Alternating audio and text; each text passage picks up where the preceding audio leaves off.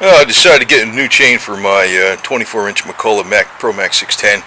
I don't know what the hell kind of chain this is. It's got, this little guide. It's a normal thing, and it goes into the tooth. I don't know what this part is. Something, you know what I mean? Here's the tooth, and then you got that little guide, whatever you call that thing. Then you got this thing. I don't know what that is. Don't have it on like chains I used before, so I'm just changing it out. Figured saw it's running good. Might as well put a new chain on it, right? And I don't know how much more I guess you could sharpen that some more, but the hell with it. I'll keep it around as a spare. I got two new chains, but the other one don't need one, so. But this thing does run pretty good. Now in this saw, you got to make sure the chain brake isn't on, or else you'll never get the cover off. That's how it is, man. And just a couple half-inch nuts. They're not captured nuts; they just to come off, so don't lose them. And I kind of like about this. Just the little bit later model Pro Mac 10. I probably made in the 90s or something. The other one had like a bolt you had to take off up here or over here to take the cover off, so this just comes off like that. So, and you got this little guard here, comes off, and you slide this chain off. It's probably best to take your bar off too, because the adjuster is, oh, it's in, some of them are in the cover. This one's not in the cover. It's on the oil tank itself. I'll show it to you. Well, I should have read what was on the chain, because this is it says it right there, 76. I don't know if you can see that. And I got in 81. Oh, wait a minute, this is 70. Well, whatever the hell it is, it's this bar is shorter, and I think it's a 70. I don't know how many links this is. They're gonna have to count them, but the thing is, I don't think this is not a 20-inch bar, and it's not a 24. So I'm gonna probably get the bar, 24-inch bar for it. To hell with it, and run with that, and keep this bar and that on hand as an extra. And what the hell, just go with all new stuff. One way to do it. Okay, so this is 70 chain. This is 70. It's a 70 link, which means it's a 20-inch bar. So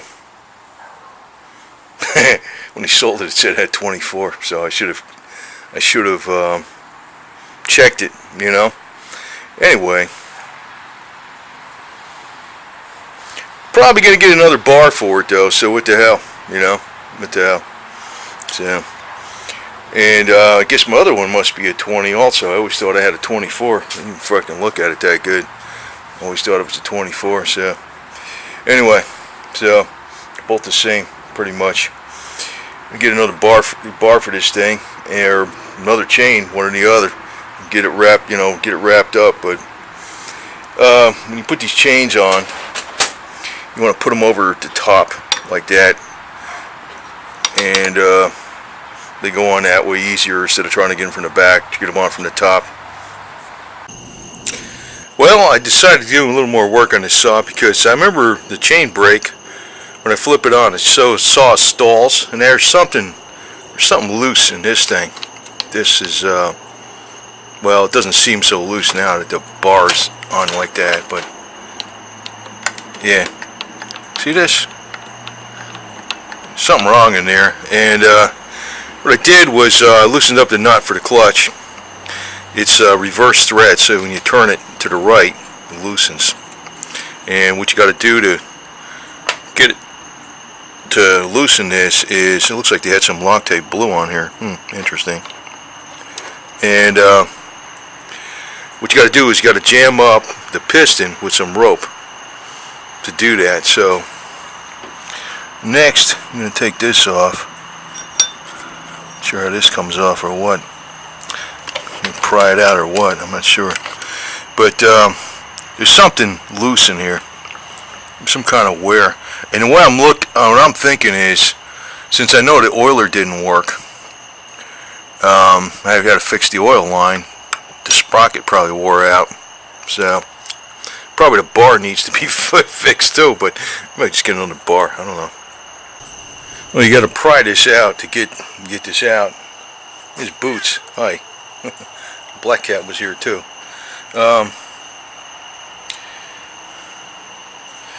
Looks like, I don't know what this is. I think there's a cat that wants some food here. Just put it down here.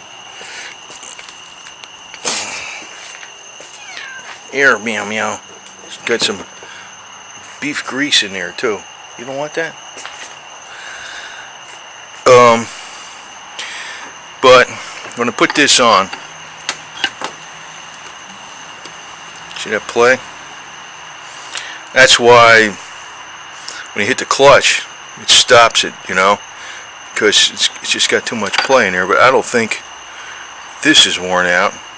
I think this is worn out right here. This little part, whatever the hell that shit is, I don't know. I'm going to find out what that is. It's a little dinky part.